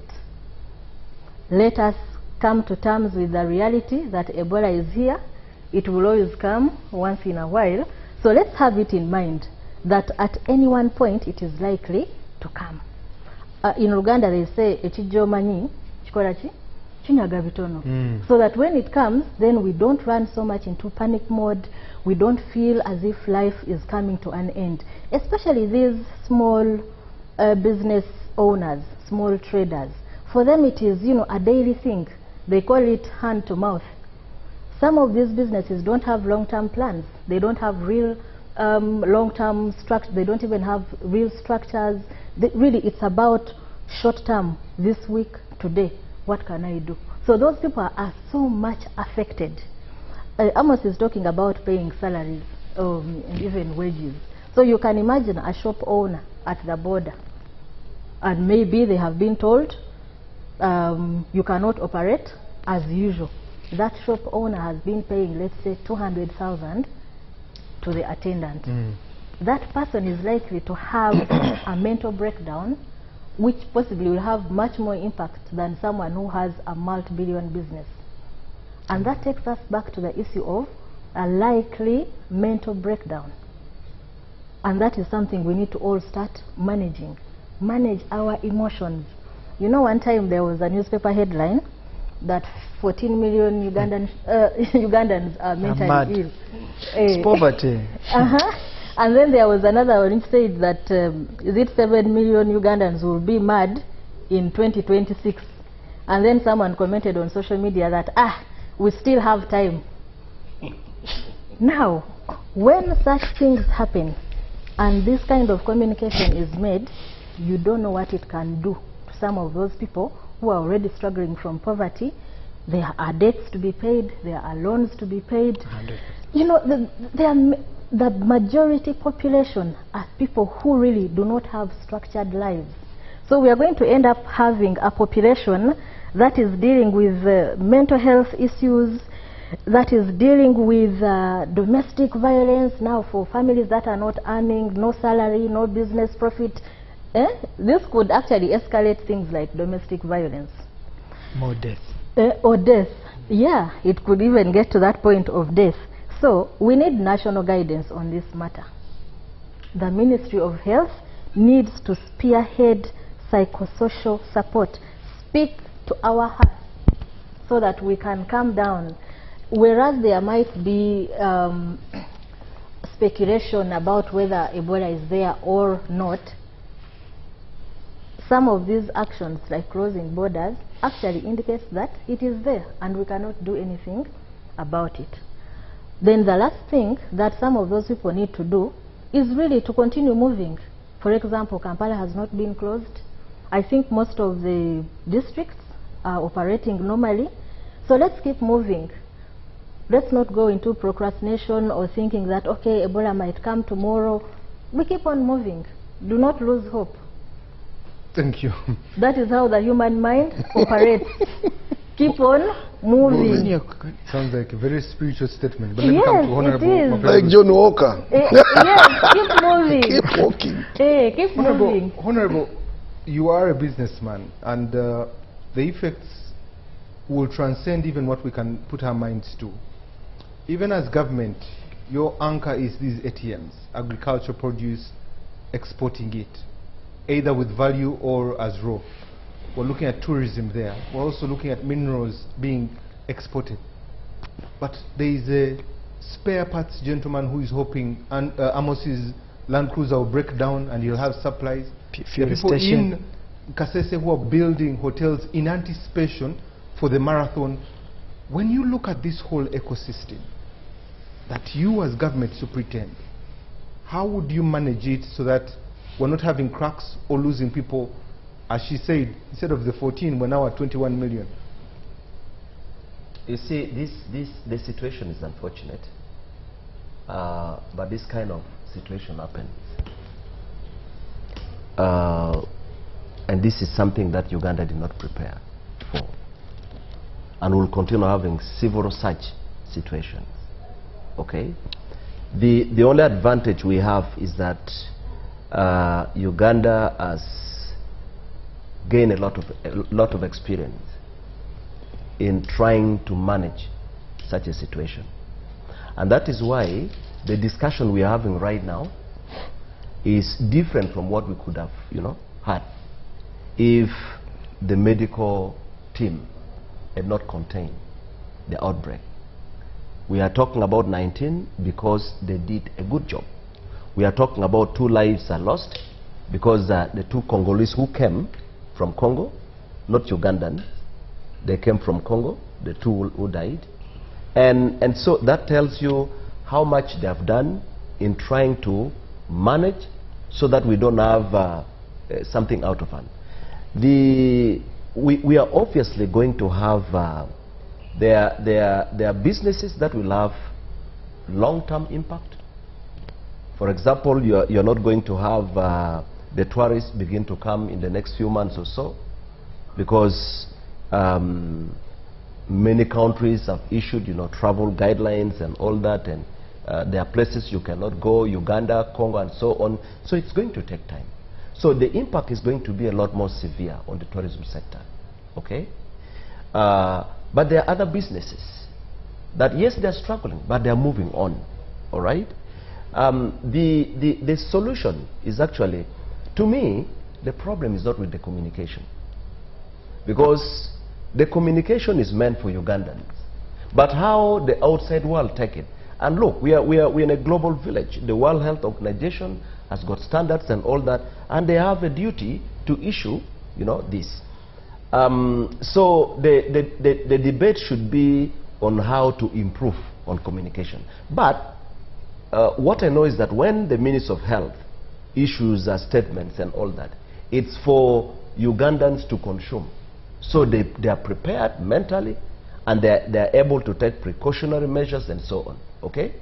Because if you don't communicate, how are the people going to know what is going on, and how do they take precautionary measures? It's important. But how some people distort and abuse and trying to use it negatively against the country and so on, there are people who do that.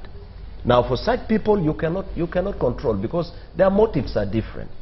Even when you give a clear information, some people would still want to distort. So, if you will ask me, what is the solution? Just like the Honorable Kabianga put it, when you see our medical personnel go into Congo, they go into Congo because they are more experienced, they do a much better job, and actually they are so good in tracing the cases. And I don't think there is a country in East Africa that does well in terms of responses and tracing and all that like our medical team do. And not just only in Congo. I remember, I think around 2014, when there was an outbreak in Liberia. Actually, that's where my cousin died. Exactly. Several medical personnel from Gulu. I know Dr. Pascal Pio, I know Tony Lala, I know Dr. Lagoro, many of them who were in the forefront of fighting Ebola in 2000. Many of them went because there was, So when you see our people go, they go first to use the experience to help, but also as a way of, as a preventive measure to help Uganda. Because the moment you don't tackle it from the source, then you are not going to, just like he put it, the people around the borders are brothers. So you're not going to stop them. And you cannot close the border. It is impossible to close the border. Because you find maybe his brother is sleeping the other side of my second wife. The second wife. The second wife is on the other side. We didn't expect that. That is how connected we are. So it's important that we do it. But the long-term solution lies in getting the vaccine. Another more effective preventive way is available. I know that currently the most effective vaccine is for the Zaire strain. Last year, when there was an outbreak of the Sudan strain, there were trials being done. And even now, when we have the Bundibujo strain, the scientists are busy trying to find ways to have, because the bundibujo, you cannot use a vaccine for another strain it doesn't work like that. So the challenge is that you have to tackle every strain and develop a separate vaccine. And that is a lot of work for the scientists, but they're doing their best, whether locally or internationally. So it's important that we get the vaccines, but also it's important that we do a lot more in creating awareness. And again, as I said, the regional bloc, East Africa, needs to unite in this and see how to deal with the situation in Congo. Because now we know the main problem starts from Congo. Before I get to Amos, Honorable, you have given us the medical side, the appreciation of what they're doing, the experience we have, even going to as far as Liberia. How is government going to intervene in this situation? Especially for the people that need the support, tourism sector. Well, again, just as I said, my brother Amos is concerned about how communication has been wrongly used, that has impacted so negatively. He has given the example of other countries that have managed their communication. Even when things are there, they don't communicate. Again, I don't understand that their story could be different. Remember, every society has got its own uniqueness and all that. So what works in another country may not necessarily work in Uganda, considering our population size, considering our diversity and all that. There are many factors involved. But it's still important that we don't only look at the medical part. Yes, when we look at the medical part, we look at the broader picture of making sure that the lives are saved, which is very key.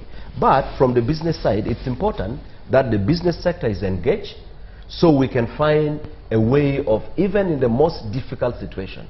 Because, yes, now we are talking about 19 cases and all that. The figures are not important. But the beauty is that a lot has been done to contain, which would be different if that containment had not taken place.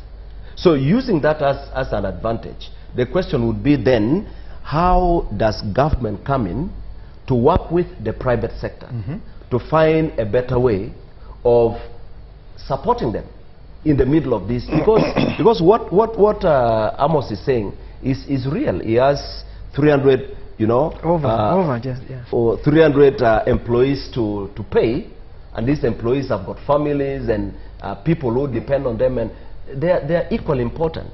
So yes, you need to look at the medical perspective, but also you need to look at how the private sector is supported to still survive even when we are faced with such a difficult situation. You never know. What about tomorrow? Maybe we have something more serious than Ebola. Just a few years ago, we came out of COVID. There was total lockdown. You know what we went through. So these things happen. Yeah. And Tanzania stayed open during COVID. It did. But I also remember that as I come to Amos, His Lordship Justice Owinyi Dolo said, I cannot go to a hospital to do any surgery because I do not understand what the organs are in the body. So he said the medical doctor should do that when he was administering this year. But Amos, let me come to you. When we look at communication and look at what could precede all these things, how are you as tour operators going to position yourselves to benefit, to benefit even in this season as tough as it is? No, it's not there. I think there's no country that's unique when it comes to wealth creation. Wealth creation, you see, countries don't develop by money coming from heaven, falling down. What countries do is earn from different countries. So if I am Saudi Arabia, right now Saudi Arabia is investing $1 trillion in tourism. They're building 500,000 rooms right now as we speak. What are they doing? They have a strategy for Africa, they have a strategy for America, they have a strategy for Europe, but they also have a strategy for communication. You know that UAE has so many problems. When they had the floods, if you communicated something negative, they actually reported immediately. They know the value of protecting country integrity. They know it. And that's why a country that we used to support in aid in the 70s, yeah, we go there to beg. That's what I'm talking about. We shouldn't be doing that. We are so blessed compared to these countries. So for me, in terms of business, unless, like I've given you a good example of our army. When we sat down with the army and said, you know what, there will be no time when we shall not have threats. Yes. However, we're not so confident that you have ability to handle this. Now, of course, the young people right now have now discovered, many of them are starting to stay here, but they do business in Tanzania, Kenya, because they're giving up. The worst thing a country can do, like if you look at the last 6 years, there is nothing that has discouraged a spirit of an entrepreneur in tourism than communication. There's nothing compared to that. And the moment your entrepreneurial spirit dies, that country has no future. And that's what I want to put to both of you, you and Professor Balunyua, to please respond to this skeptic question. The World Health Organization has been drumming this whole Ebola thing. And we know that the US pulled out funding there. Could Uganda and this Ebola strain be used as a scapegoat for them to pull the US back in this? 100%. The two of you please respond so that I can give parting shots. Well, is it possible? We told WHO, that we have Ebola. 100%. And but I think one of the key things really is, as a nation, is our ability to handle our mess. It's very important. Many years back, I was in Iganga town, and some Europeans had built a pit latrine for the market in Iganga. I felt like crying. Somebody is enabling you to manage your waste.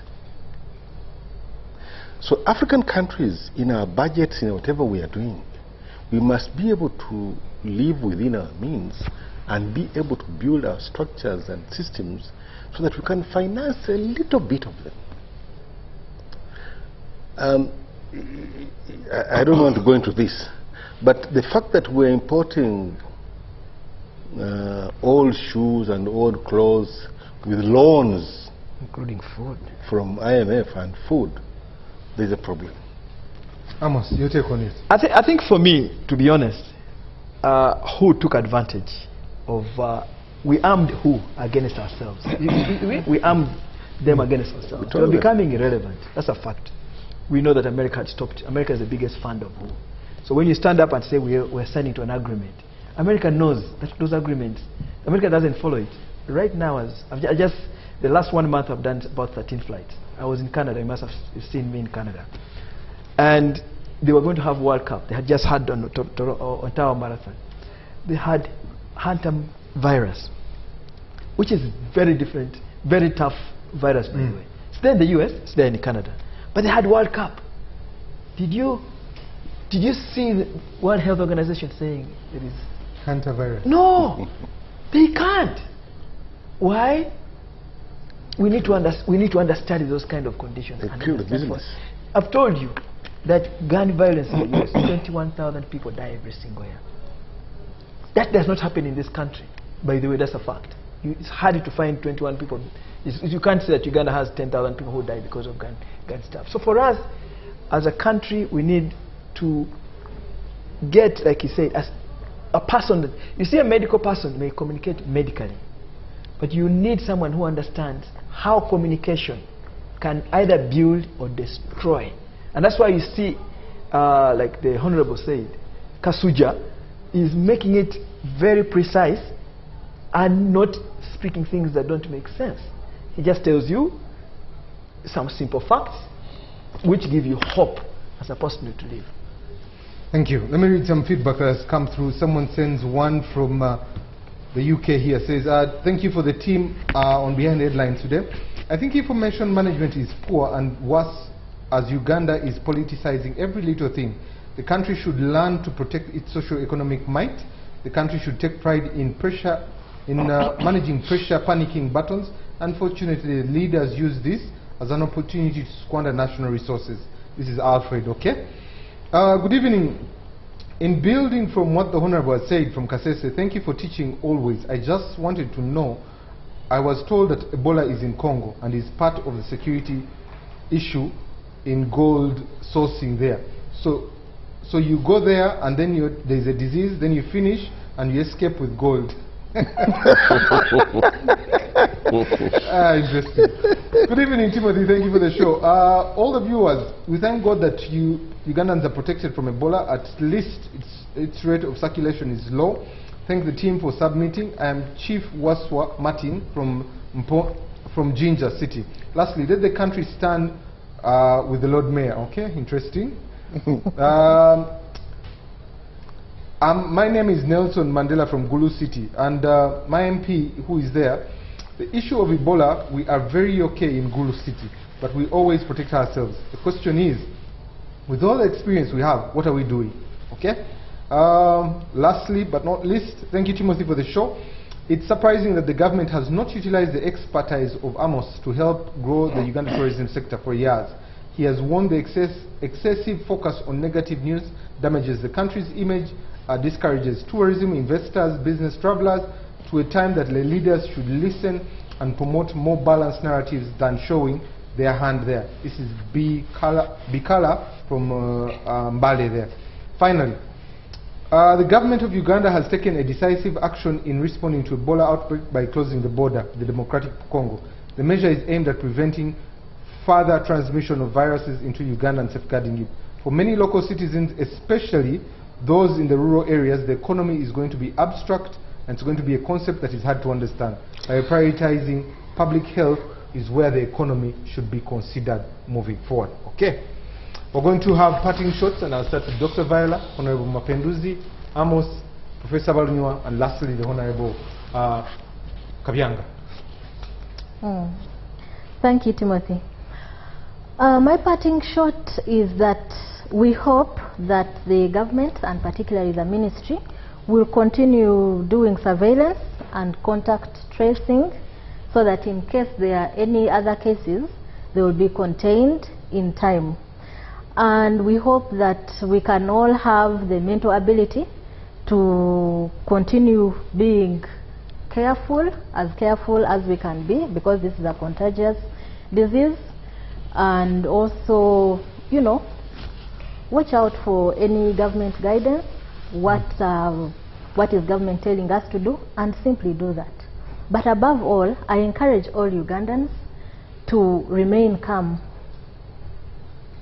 We have to remain calm so that this situation does not affect us mentally. Because once the mental faculty is gone, then we are finished. Thank you. Honorable Mpenduzi. Well, in the same spirit, our medical team did a fantastic job during COVID. They are doing a good job right now. They should continue with the good work. We encourage them. They have done great, and that is why the number has remained stagnant. We have not lost lives, except the 2 Congolese nationals that have been reported. And so there is a lot of hope in what they do.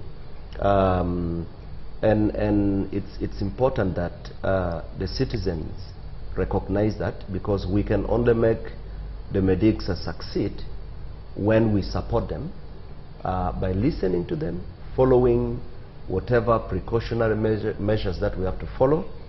And it's also unfortunate that the social media that we have today has turned into many people, just like the Honorable Minister put it, former Minister.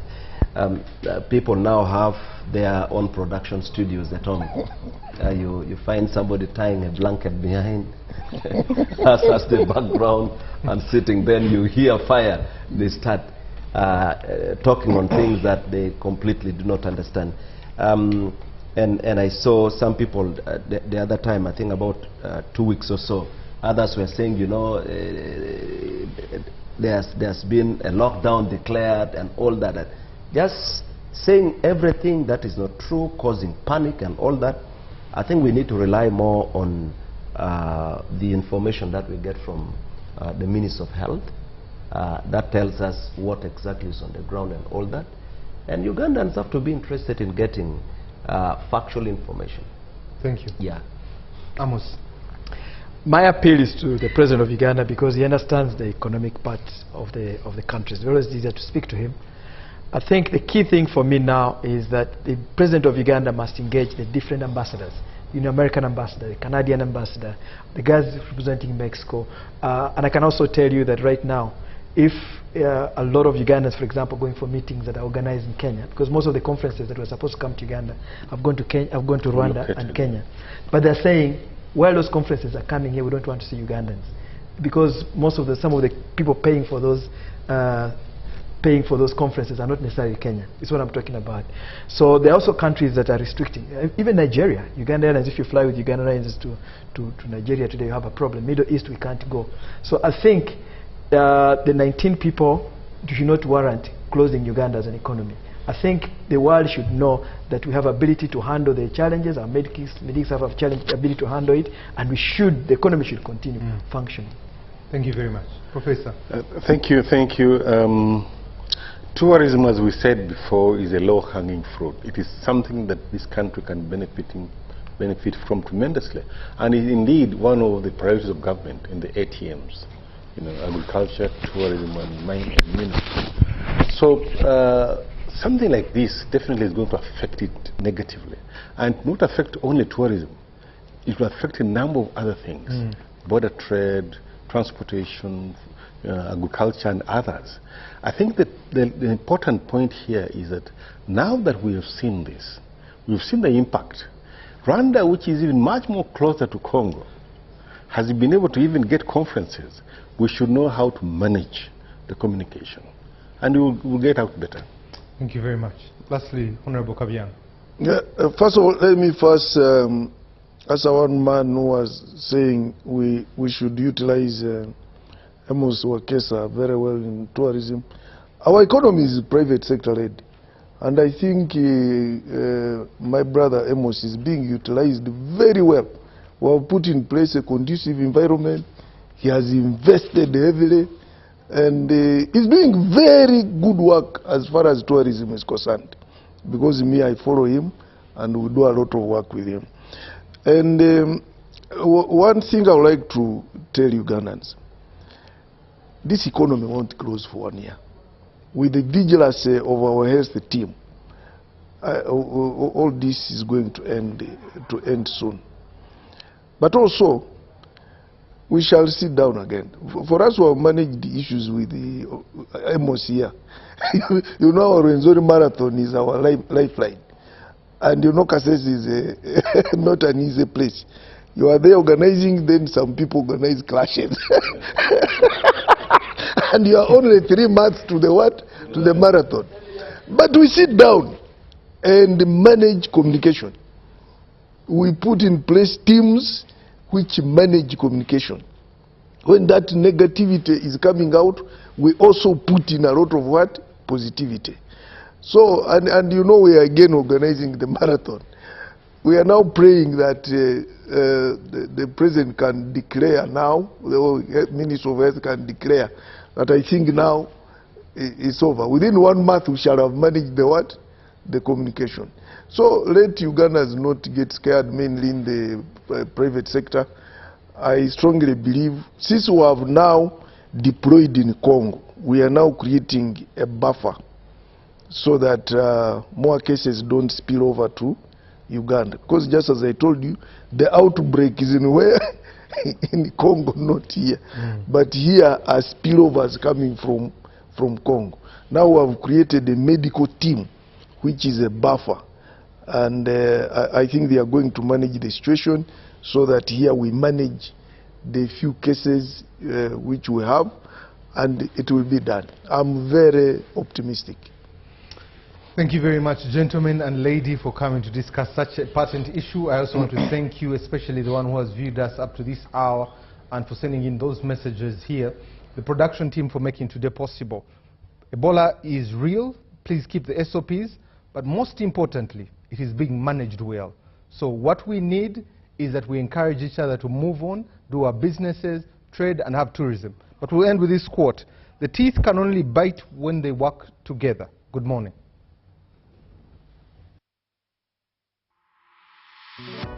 Thank you.